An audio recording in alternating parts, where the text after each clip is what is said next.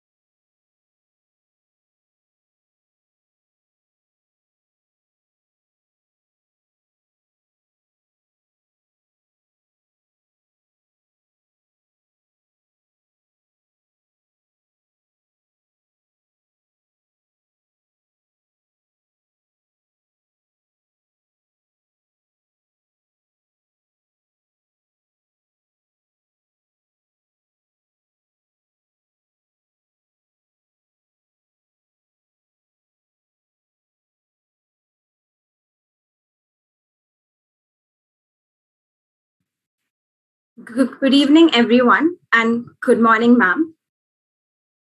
It's a pleasure to welcome all of you to our 14th Vinod Chowdhury Memorial Lecture.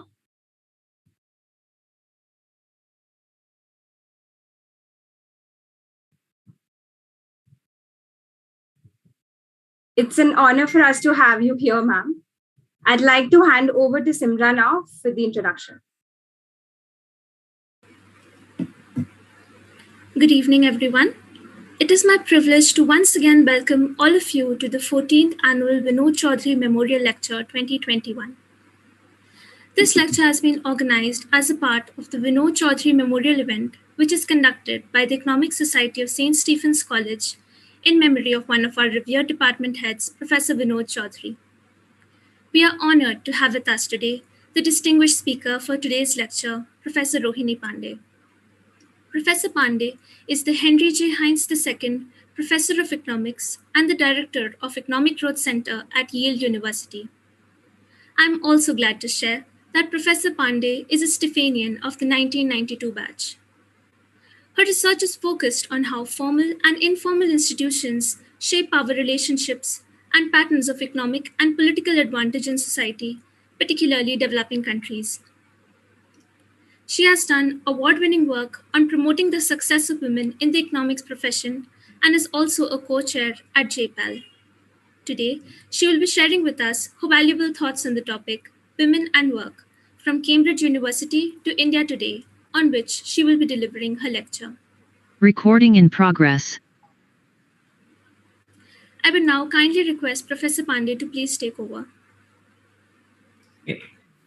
Thank you very much for the invitation. It's very nice to be here virtually. It's also very nice to see Raghu, who was there as a faculty member when I was at Stevens. I'm also honored to give a talk in the memory of Vinod Chowdhury, who taught me economic history when I was at Stevens. And I think motivated by that, there's going to be a very strong historic theme in what I'm going to talk about today. So I think you need to give me screen sharing ability so I can share my screen. Can someone do that, please? Yes, ma'am. Right.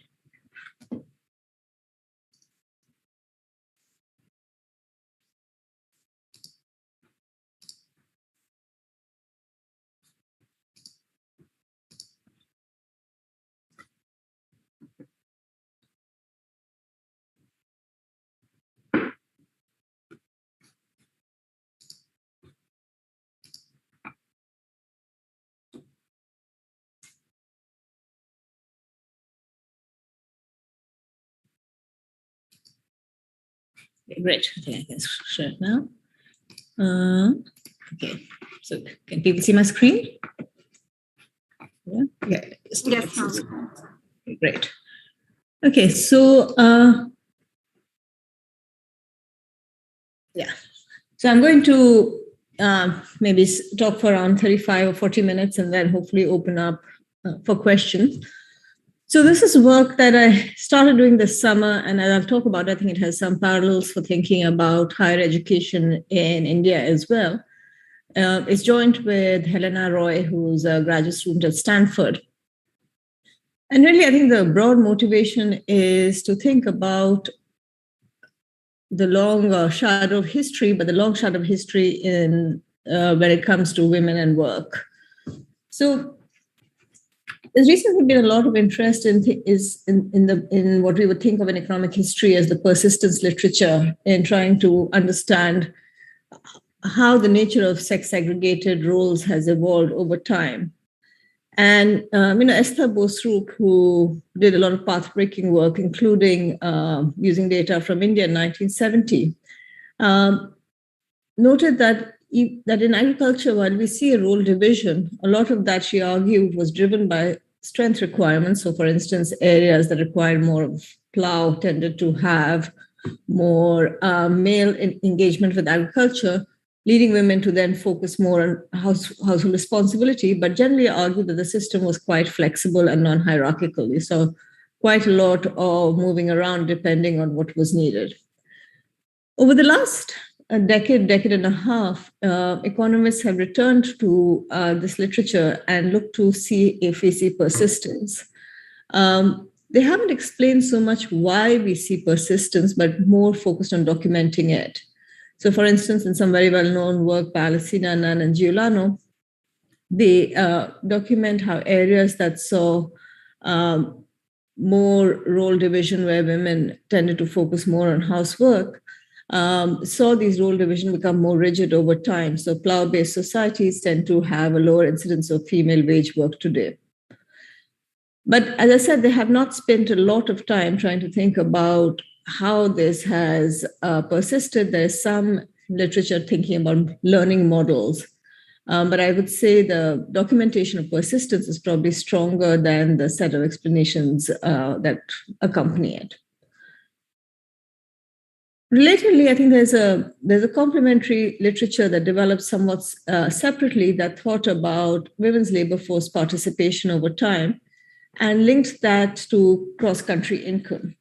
So if you look at this graph, what you see in this is a well-known fact that goes back to certainly at least Claudia Golden documenting it, that there's some evidence of a U-shaped curve when you look at labor force participation. So when countries are relatively poor and agriculture-based, there is more female engagement in the labor force. But as households get richer, they seem to work less and then come back only when incomes rise a lot. And so the typical, if you will, unitary household model explaining this is that as households get richer, there's an income effect that comes into work. You don't need people working all the time. And so you may see women exit the labor market either because of preferences or because they have a comparative advantage in housework. There's one more thing I would highlight. This graph shows you data from 3 decades, 1990, 2000, 2010. And the highlighted big dot that you can see in all 3 decades is India. And India throughout and continues to lie, if you will, off the regression line. So the U-shape, even conditional on the U-shape, women work much less in India. Now, this narrative of how whether it's the income effect or the substitution effect is a narrative that's very much based on looking at the data and making inference. It is itself not backed by data on preferences. So if you look at data on preferences, so this is some data from Gallup surveys across the world, what you see is you don't see a U-shape.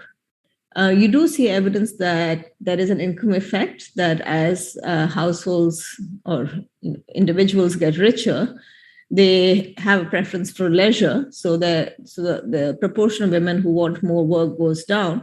But this is a relatively monotonic relationship.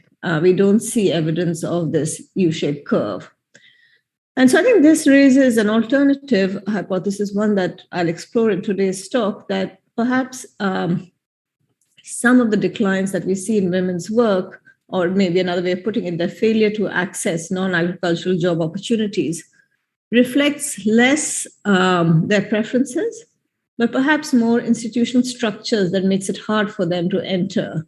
And these institutional structures could involve, systemic bias, inability to enter higher tertiary education institutions and get the skills they need, or perhaps even overt discrimination in the labor market. Now, before I turn to exploring the explanation, you might ask, well, why do we care? Well, we care because I think, first, most basically, these are women who say they want to work. We know that misallocation of talent can be costly in terms of aggregate economic growth. We also know that when women work, they have benefits for themselves and their children. And I think importantly, this is not at all to take away from the fact that women are always working, they're working in the household as well.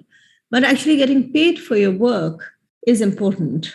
This data that you can see on the bar chart on the right-hand side comes from the Indian National Family Health Surveys. And what it shows you is conditional on the educational level of a woman, so it's either primary or less, secondary or tertiary, what her stated decision-making power is.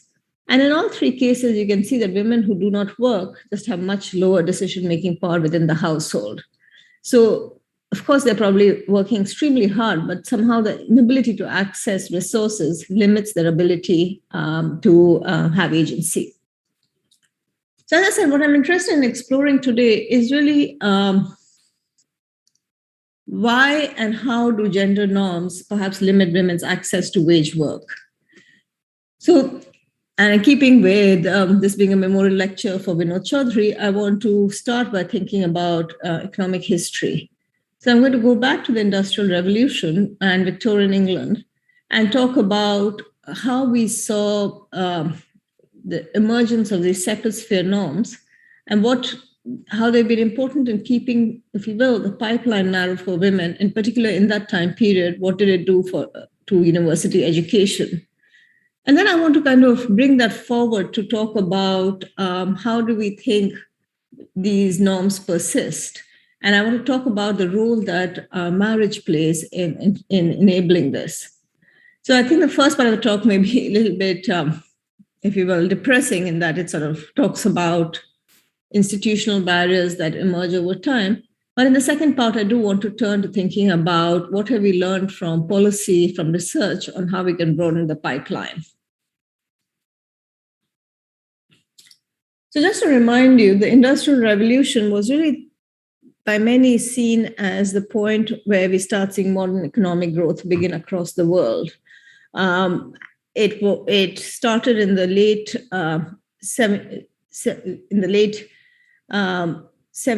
18th century, and by the 19th century, there was a significant emergence of work opportunities outside agriculture, both factory work, but also increasing opportunities in finance in the city.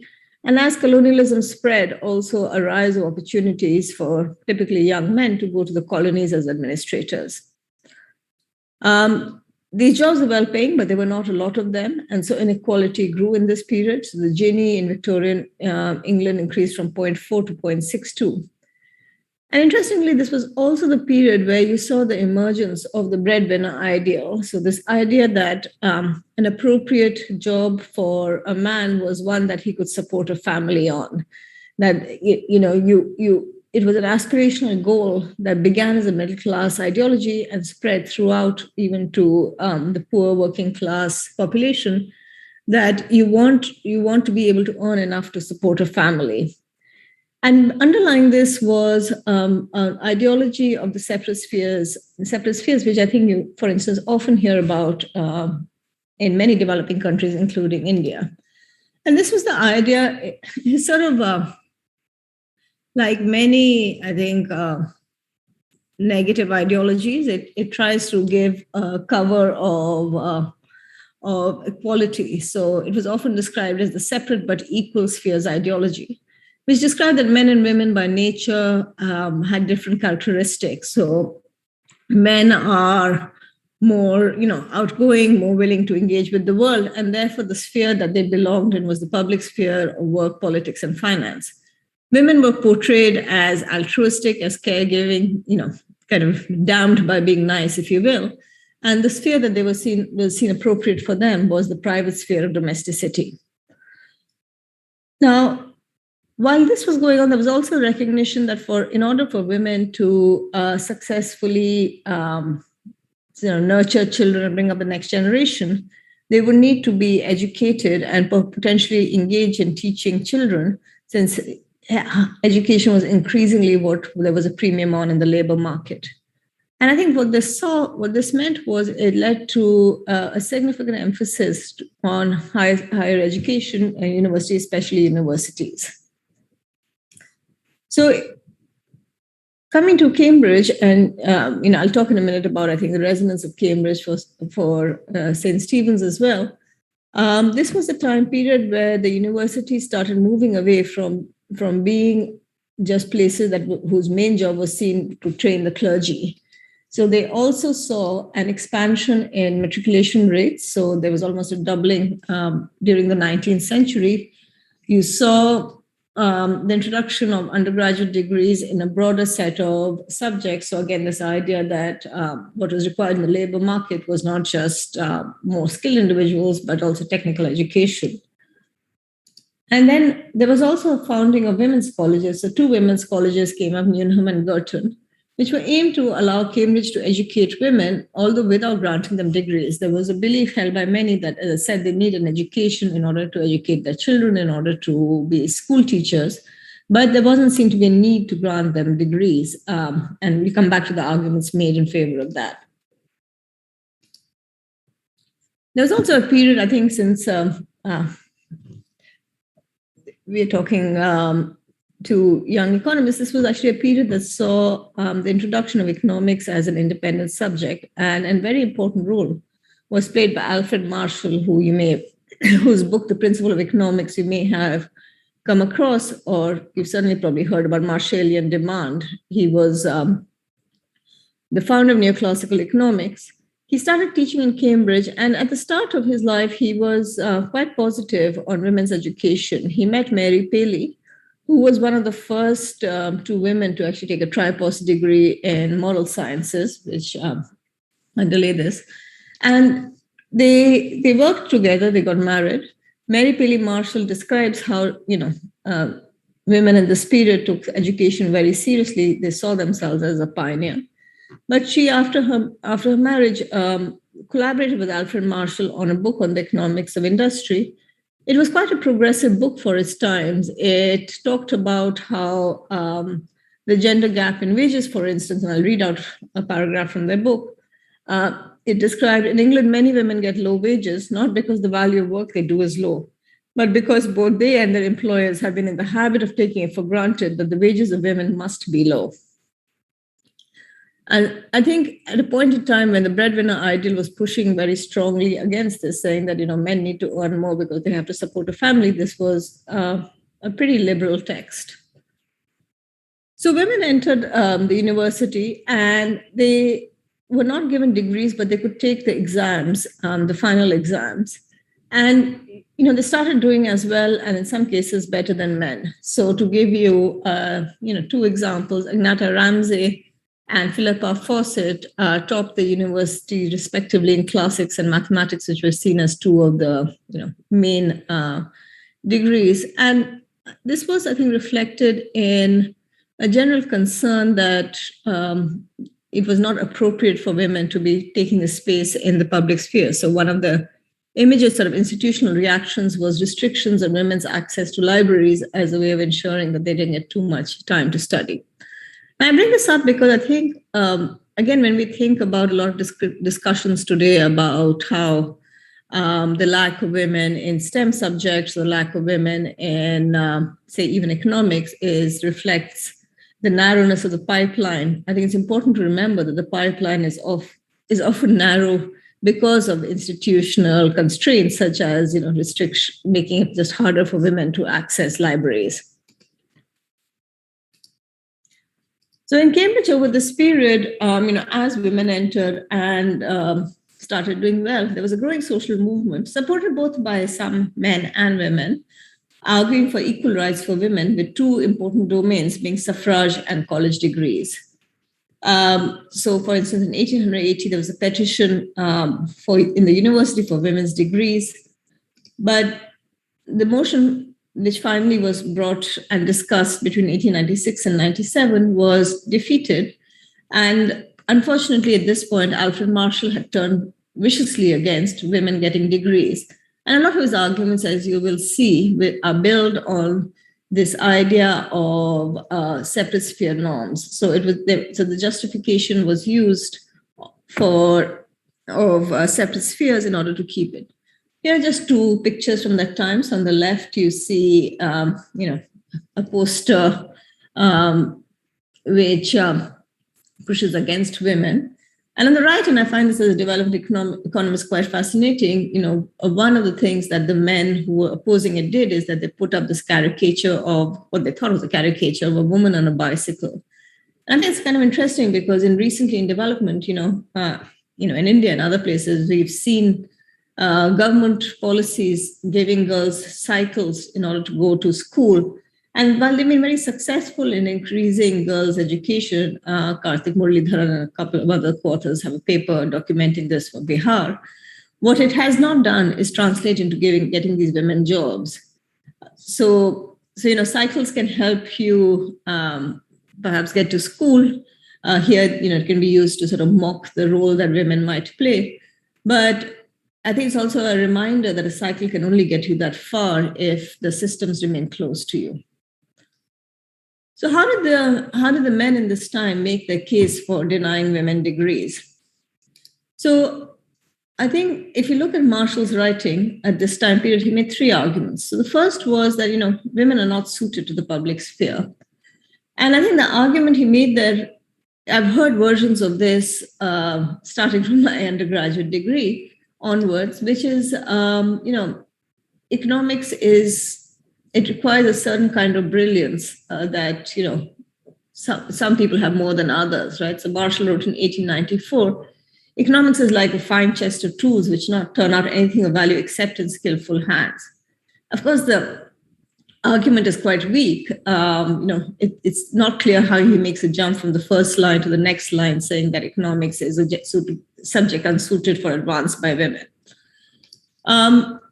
The second two arguments he made was that women gave the qualifications they need for labor from the unequal status quo, that if the main thing women were going to do was educate children, they didn't really need a degree. And then the last was, and this was a concern, I think, often voiced by many, that the nature of residence was going to lead women to neglect house duties or attract a natural type. I think a counterpart to that you sometimes see in India, and certainly was very prevalent when I was in college, at which point in time there was no residence for women in St. Stephen's, was this concern that the way you would have to live or stay while you were in college may be unsuitable for good women. And so, I think there's a long history of these sort of arguments that the nature of university education makes things worse. Interestingly, at that time, an additional argument was that actually university education would leave women worse placed in terms of their health. So before I jump to kind of how this had a history, let me remind you of why I think these arguments in some way affected higher education in India as well. So if you look at kind of the history of St. Stephen's College, this is exactly the period in which St. Stephen's was opening. So in the 1870s, there was this argument that you want to have some type of education similar to that of Oxford and Cambridge be situated in India. So this gave birth in Britain to the Cambridge Mission, and led to 1881, which is exactly the time period I'm talking about here for St. Stephen's coming into existence. Now, of course, given the ideology of that period, this was an all-males college, and it remained that. In fact, women were first admitted in the college in 1928, but to undergraduate degrees only in 1943. This was slightly earlier than Cambridge, which actually only admitted women to degrees in 1948, even though women could actually study before that. What I find interesting, and I'd love to know more about, which I haven't been able to understand, is how the establishment of the Miranda House actually changed the nature of education, since that actually stopped women entering St. Stephen's College for the next 25 years. They were readmitted in 75, but with a suggestion that they don't form more than 25% of the student population body, which I gather has well been passed by now. But I think it's important to remember that, at the very founding of the college, the ideology that was prevalent in Cambridge at that time also affected the foundation of St. Stephen's. So, faced by arguments like Marshall's, how did those who supported higher education for women respond? So, one thing they did, and I think this brings me to one point that I think remains extremely important, is the role of role models. So the heads of the two colleges, women's colleges at the time, Girton and Newnham, played an extremely important role. So Emily Davies, who was the founder of Girton, argued that even though women could not get degrees, they should sit the same exams, because to do otherwise would be considered inferior. And I think this has been valuable because, as I'll show you, this allows us over time to trace out whether and how women do differently. Eleanor Sidgwick, who was the head of the other college, Newnham, responded as I think any minority group may do when they're faced by discriminatory rhetoric, is to turn to the data to disprove the rhetoric. So she actually did something that was a very impressive exercise at that time, surveyed over 500 Oxbridge female graduates and their sisters. I think it was a thoughtful exercise because it was clear to her that if she just surveyed female graduates, people would raise concerns that this was not representative of the population. And so to get to some notion of the causal impact of going to university, she used as a counterfactual the sisters or the female cousins of these graduates who had not gone to university. And so on the left, what you see is a page from the book of data that came out of it. So we have since digitized this data. And when you look at it, what you see is that, given this counterfactual with all its constraints, certainly women graduates were less likely to marry and were more likely to work. So there is a correlation between those two. Now, what we did since then is there's something called the Cambridge Alumni Database, which provides data on all the Cambridge alumni, actually since the 12th century for men, up till 1900. It includes, for instance, the biographical details of Alcott, who was the first principal of St. Stephen's College. Where we can advance on Sidgwick's data with this is that we can both talk about a longer time period, go up to 1900, but also importantly, we see their entire life history. So you may worry that, in 1887, people may be delaying marriage, but maybe there will be catch up. But when we look at the longer time period, what we see in the data is that in terms of ability, if anything, women were outperforming men slightly, which I think is consistent with Mary Paley's claim both that there would be a lot of positive selection for women because there are very few being admitted, but also they saw this very much as something they had to do, work hard to prove and create a ongoing place for women in universities. What we also see that they're quite likely to be employed, and here, at least both for men and women, ability, which is measured by whether you get a first-class degree, is a positive predictor of being employed since then. But what we see when we look at the link between marriage and employment is a pattern that I think remains universal till today, which is the returns to marriage in the labor market are gendered. So what that means is that if you're a man and you get married, you're more likely to be employed. And in multiple data sets since then, and I'll show you some, you also tend to get a wage premium. In contrast, if you're a woman and you get married, you're less likely to be employed. And so I think this is a first piece of suggestion that there are ways in which labor market outcomes are linked to gender outcomes. And so that's what I want to kind of explore in the last 10 minutes of this talk. And to do that, I want to sort of turn to persistence. So I want to try to think about why do gender norms last a long time and what causes this to happen.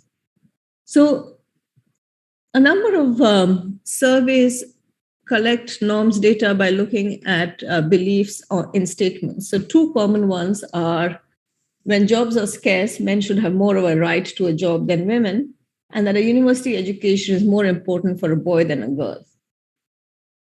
So if you plot the average share of respondents in a country that disagree with this, so therefore they support gender equality against income, you see two things. So first, you see quite a strong positive trend with income.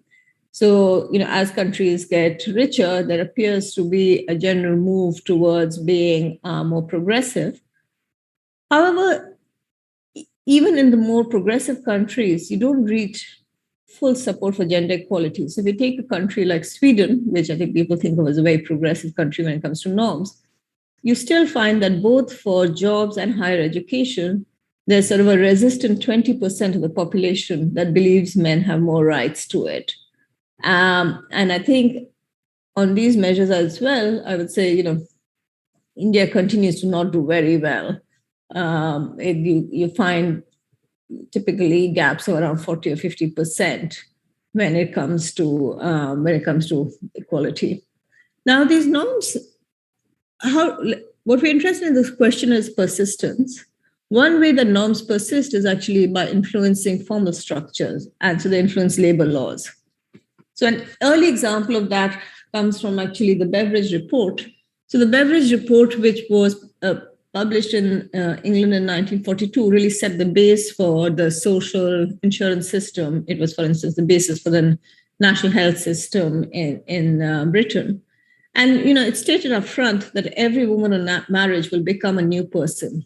And what was meant by this is that once you're married, the rights you have are really conditional on your husband. So, for instance, your pension rights become conditional on the contributions of your husband, and you don't have independent rights to it. Recently, the World Bank has put together a database that collates all the laws related to women's rights to employment and income throughout their careers. So what we did is we tabulated these categories into two groups, public spheres. So these are laws around the workplace, pay, and entrepreneurship. Just to give you an example, in India, for instance, in many states, there are still restrictions on a woman's ability to work a night shift in a factory relative to a man. That would be a restriction that is gendered. And then the private sphere, there are going to be laws around mobility, marriage, parenthood, and these both directly and indirectly will affect access to labor market, especially for married women. Now, again, if you start by just looking at the trend in these over time, what you see is that these laws have become less gendered. But, they're still, again, like the norms, we haven't reached equality.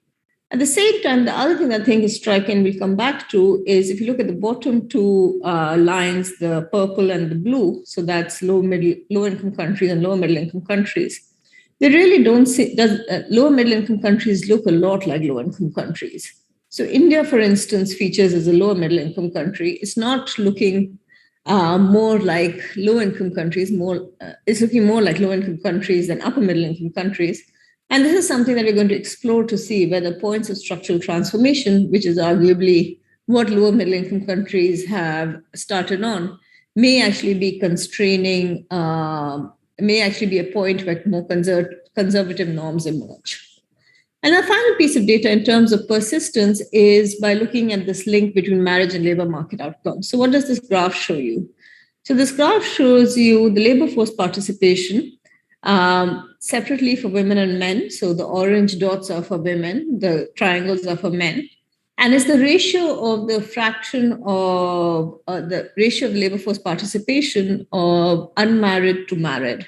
So if you're above the 45-degree line, then the labor force ratio of the unmarried is much higher, is higher, maybe not much. And if you're below it, married, the married counterparts work more.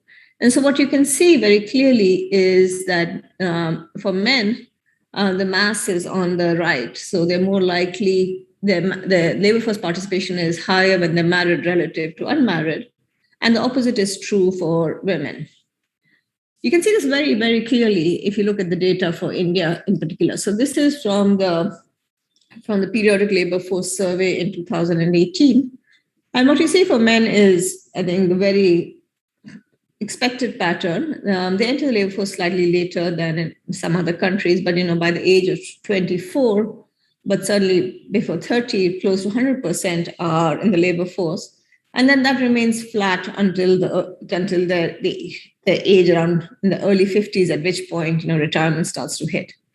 In contrast, when you look at women, the big story of labor force participation for women in India is they just don't enter the labor market. Even at the height of it, at around 36, only 40% have entered the labor market. And this is very different from many other countries where the decline in women's work happens at the point of childbirth, but everyone enters and then they exit when they have kids. Then they come back at some rate, but usually a lower rate. In India, women are just not entering. And then if you ask what they're doing, so this is looking at the same data year by year, what you see is the purple bar is unmarried studying, and the yellow bar is married, neither studying nor working. That's basically the transition that's happening. You're going from studying to being married and not studying. And so it seems, and this is by many scholars who try to understand why women get educated when they're not going to work, end up simply saying that there is the returns to education for women in India appear to be in marriage, not in work. So, of course, there are many reasons for this, but again, it's also important to keep in mind that in the Indian National Sample Survey data, women state a desire to work. So this is not being backed by the fact that women's preference is to not work. There may be for some group that may be true, but that's not on average the case. So I'm not going to have time to go through the entire paper, but let me just talk about just the main thesis that I'm interested in, which is in societies where high-skilled jobs are relatively small in number, are septosphere norms and marriage used to restrict women's access, in part because it creates labor market rents for men. So how would it do that? The simplest way, of course, is you limit labor market competition. If you take half the population and restrict their entry in some form, you're going to face less competition. The second thing it does is, especially in a society where women are increasingly educated, it allows for a lot more anonymous background support of men's careers from the household. So what it means is that a lot of men are going to be supported by extremely well-educated women. Mary Pilly Marshall was an excellent example of this, who support the male careers. And then finally, of course, the institution of marriage benefits men because of the associated notion that this can justify a higher breadwinner wage, more of a right to being in the labor market because he has to earn income for a family. And what this can also allow them to do is to delegate activities in the private sphere, for instance, childcare, without incurring economic costs. And this in turn would then reinforce unequal bargaining power in the household. And consistent with this, if we look at the support for gender norms, we see this varies by gender. So men are less likely to support gender equality relative to women. So how are these norms enforced? I've argued that there is reason that some group, the average man, and certainly not every man, there'll be many who are progressive and support women's rights, but the average man would benefit by the status quo. So one early statement of how this was enforced comes from a description by Beatrice Webb, who was a contemporary in Cambridge at the time of Marshall and actually went on to found London School of Economics with her husband, Sidney Webb, describes a discussion with Alfred Marshall where he stated, if they compete with us, then we shall not marry them. And we see analogs to that in a number of research papers recently suggesting that women who do well on the labor market are more likely to face, for instance, divorce risk. in work that I've done with co-authors in rural northern India, what we see is we provided poor women in Madhya Pradesh the opportunity to work for one-day wage work. And what we find that roughly 60% of the women took up this opportunity. But the strongest predictors of why they didn't is, if you look in column 3, is a wife's perception that her husband believes that men shouldn't work, and then the male perception of community norms. So in both cases, it seems to be that's a strong, reason is kind of male beliefs. So let me spend the last 5 minutes sort of thinking about, in this context, what can we do to reduce the sort of systemic bias that women may face in the labor market when both norms and laws are stacked against them, and they may face enforcement very often in the both in the labor market and within the household. So, of course, let me first start by recognizing that one of the great things of being educated for all of you being in college is your mind can be free. Virginia Woolf gave a lecture in Newnham College in the late 1920s, which was actually then part of her well-known book, A Room of One's Own. And as she sort of said that you can lock up your libraries, but there is no gate, no lock that you can set upon the freedom of my mind. Having said that, it's important to recognize that women need to earn money. They need to earn money because it gives them financial freedom. It gives them also something, an ability to make the choices they want. So I think in this world, I think especially thinking about higher education, that is quite a narrow, often, quite a narrow set of institutions, it's important to recognize that gatekeepers matter, right? There are relatively few institutions. As you were choosing between colleges, I'm sure Stevens seemed much better than many other colleges maybe you could have gotten into. And then the gatekeepers who matter are those who can, within an institution, they can either preserve rent, so you can limit entry of certain groups, you can kind of through explicit quotas or implicitly by making people unwelcome, preserve rents for that group. Or I think on the positive side, and those were the examples of the early principles in Girton and Newnham, you can broaden the pipeline. Again, as I said, one thing I don't know much about, I think it would be very interesting to study the history of Miranda House and St. Stephen's and what happened between 1925 and 1945 as women had to exit Stevens but could enter Miranda House. Now, this competition across institutions can be a powerful force of equality. But, institution gatekeepers, we have to remember, can always limit competition. And if acceptance of these gender norms is systemic, then preserving these rents actually becomes easier. And so let me just sort of end by sort of saying that I think where this leaves us in the literature is a strong recognition of the fact that it's important to not just identify discrimination when it occurs, but to recognize the role of regulations in debiasing institutions. It's often not inadequate. It's often easier.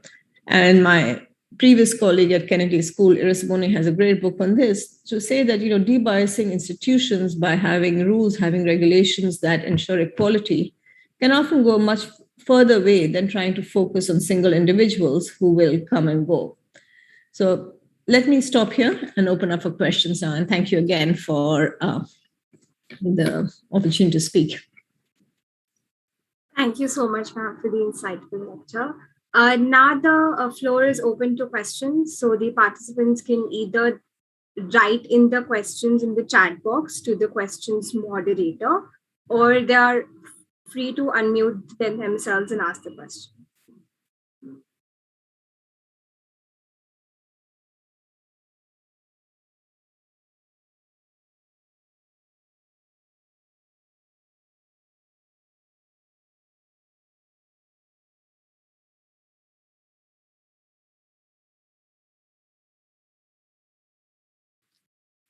I have a question.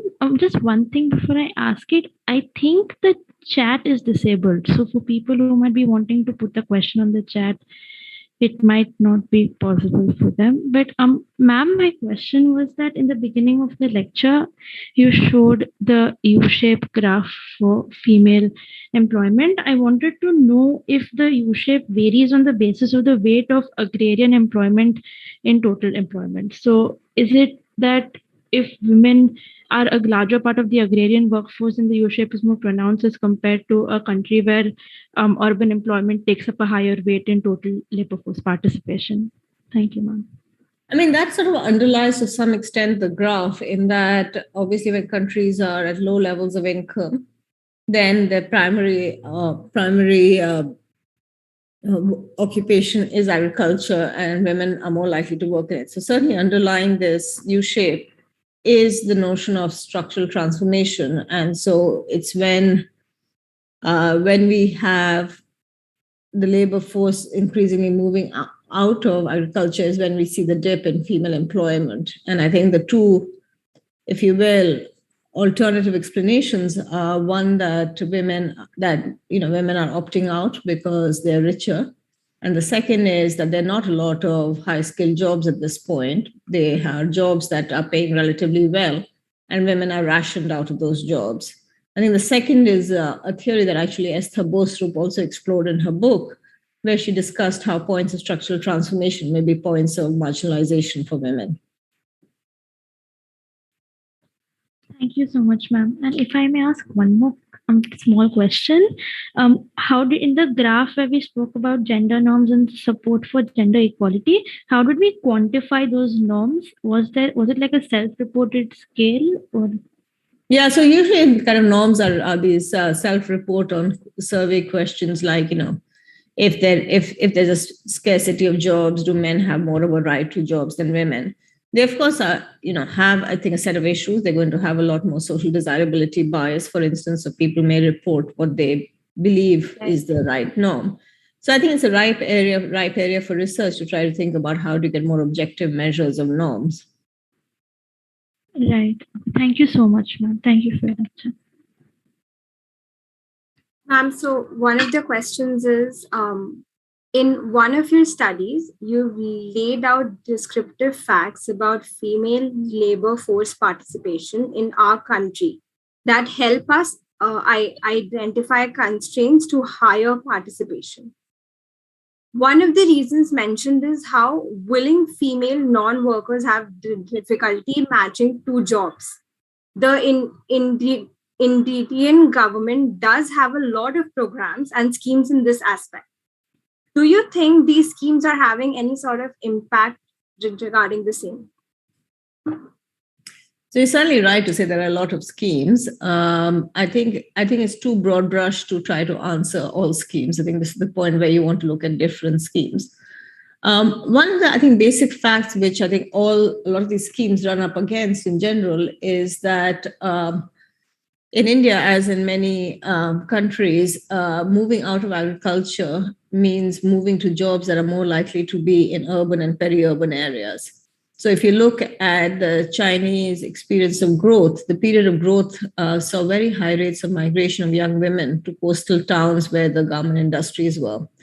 India, we know in general, has relatively low rates of rural to urban migration, but they're particularly low among young women at the time, say when they're also about to enter potentially the marriage, the marriageable ages. And I think all programs say that the government does, otherwise, unless you really bring jobs to the doorstep, which is very expensive and hard to do at scale, hit this normative constraint of limited migration. So I think some of the most successful schemes have been those that have thought hard about how to provide migration support skills. I think one initiative that was very popular in, I think, the 1960s, and I wish we saw more of it, is sort of working women hostels. I mean, for many of you some of you who may be, living in hostels around the college or in paying guest accommodation, you would know that, for women in particular, the value of having safe accommodation when they move to urban areas is critical. And I think that's a place where we could see more policy action.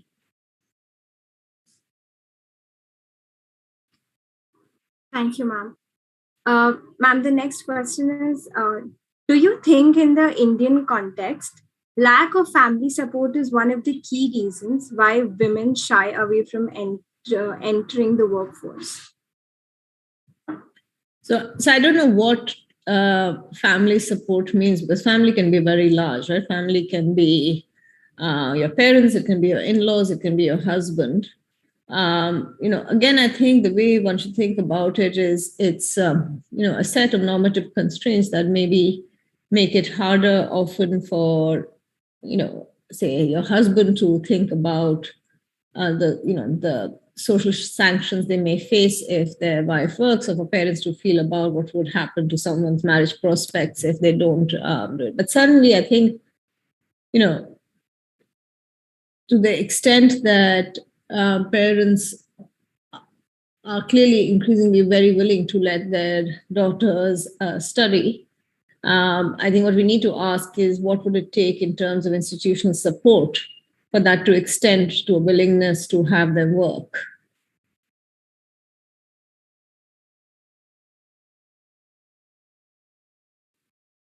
Right now. Great. So the other question coming up is, do you think that the lack of access to child care is a key constraint for women working in our country? So I showed you the data, right? So, I mean, of course, childcare is a constraint, but when you look at the data, India looks very different from other countries, is that the exit is not at the time of childbirth. The exit, they're just not entering. So I think if you want to ask what is the margin on which you want to act, it really is this 1 or 2 years between when a woman has finished her education and has not yet gotten married. I think that to me is the big point where you want to try to figure what it would take to get those women to enter the labor market. Of course, childcare is an issue, but that doesn't seem to be the big driver of the decline in labor force participation.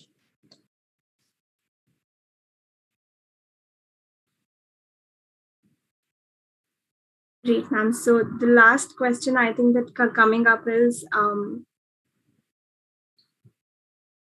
what schemes or what policies do you think that the government can implement for the workforce participation of women to increase? It's a pretty broad question, so you can. I mean, I think an interesting question to ask is, again, I think we can think about this in terms of public policy in the government. As I said, I think it's also interesting to think about what's happening with the pipeline, right? So I think given that all of you are right now in college, I think an interesting question for you to think about is what would be, the support structures that a college could provide. And certainly one thing that I think people often talk about is that, when you're undergraduates, very often women in particular don't think about careers. Right, so they're not actually thinking about their educational attainment. They may be thinking about, I'll finish this and do another degree or something else, but they're not actually thinking carefully about careers. So, one, I think, suggestion I've heard which seems interesting, and, again, I don't know if this is the constraint you want to evaluate it for that reason. So, train outside and go past a minute, is this question of career counseling. I think that's something that, I think if university campuses took more of, or in kind of schools, I think in class 11, perhaps that's a good time when people are trying to choose, what subject to study. I mean, certainly thinking back to when I was in school, and I don't think it's changed that much, the average school does not provide a lot of counseling in terms of career options. Okay, thank you. People can feel free to unmute themselves and ask any further or follow-up questions they have.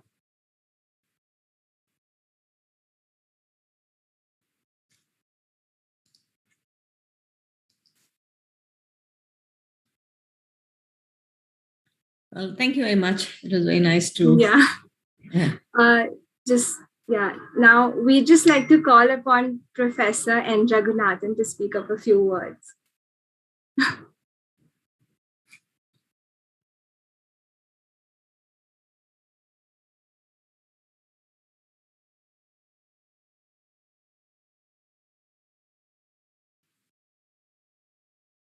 Am I audible now? Yes, Yes. Am I audible? perfectly Yeah. audible. No. I mean, the whole host of things, but the slides went by so fast and it's pretty hard to focus with the screen like this. I just a very casual thought. The St. Stephen's Miranda House thing. I think you'll find there were really very, very few women in St. Stephen's during that brief period when they admitted women. So few, and I mean, the social stratum, the social groups they came from were so limited that there's really not much to be made on that front. Why, as a matter of policy, the college decided to shut down admission for women the year Miranda House was opened? That's a very localized thing. You see, I don't think the issue of women's access was so important because, in fact, in any case, so few were coming in. Some of the early history. Just to jump in on that, I'm not sure so few necessarily is relevant. So if you think about Cambridge, there were like 5 women in the first cohort, including Mary Perry Marshall. Yeah.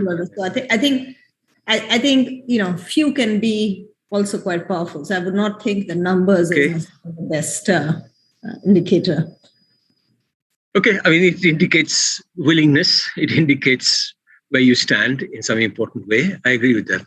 So, but I was just wondering whether there's a larger sociological point to be made about, if you were trying to tease out something, not about administrations in the college, but in thinking about the kind of social attitudes that I've seen during my career teaching. In many families, girls would be sent to a girls' college, but there would be resistance to their going to a co-educational college. If you're going to try and tease that sort of thing out, then you've got way too small a sample to be able to get any mileage there. So anyway, that's just a stray casual thought. It was interesting, and I am sorry I'm not able to ask anything very intelligent or simply because I am unused to this format and slides slid by. Each time I saw a slide, I think, hi, there's a question there. What's being measured on this axis? But by the time the next slide had come on, I'd forgotten what I wanted to ask. So I apologies on that front, but it is really nice that you're able to organize this in a period like this. I don't even know if the college is functioning now and whether you have actual physical classes going on or is all online. I don't know. But to put something together like this was excellent thought. And thank you, Rohini, for speaking. And you were very kind to say one of my teachers, but in fact, I never taught you. So I was absent those 3 years, as I told one of my colleagues. I remember you were absent. I think you were involved with the hiking club in some Far so maybe that's as a teacher, if not in the classroom, but someone who you heard a lot about through the St. Stephen's Hiking Club. So I use a broad measure of describing educators. What I do recollect quite sharply, quite clearly, is that this is around about 91, was it? The time of the Uttarakhand earthquake, which was centered on Agoda near Uttarkashi. And I remember you and Jishnu Das had put together, you'd done some work and you'd put together some kind of paper, and we discussed that. I mean, that's what I remember much more clearly. But anyway, I don't know how to end this formally. I'm completely unused to any of these formalities. So you're going to ask somebody else to give a vote of thanks, I presume? Yes, no, who's organizing? So you will. Yeah. You will? Okay. From my side then, thank you. But as far as St. Stephen's is concerned, somebody else will take over. Thank you so much. Thanks very much. Thank you so much, sir. I would now like to call upon Vritti to give the word of thanks. Good evening to everyone present here. On behalf of the Economic Society, St. Stephen's College, I deem it a great honor and privilege to extend my heartiest thanks to our revered speaker, Professor Rohini Pande, who bestowed us with insightful information about the role of women in the transforming world of work. I'm sure every one of us is enlightened by her knowledge and presence. I would also like to express my sincere gratitude to our principal, Professor John Verghese, and Bursar, Dr. Goethe, who gave us this opportunity to organize a sagacious lecture as a part of Vinod Chowdhury Memorial event. I would also like to deeply thank our staff advisor, Ms. Poonam Kalra, for her constant support and motivation in all our endeavors. Unfeigned thanks to our audience for their active participation. Once again, thank you all for joining in, and we hope that you had a great experience. Thank you. We would also like to thank all the professors who have joined in. Your support means a lot to us. Thank you so much.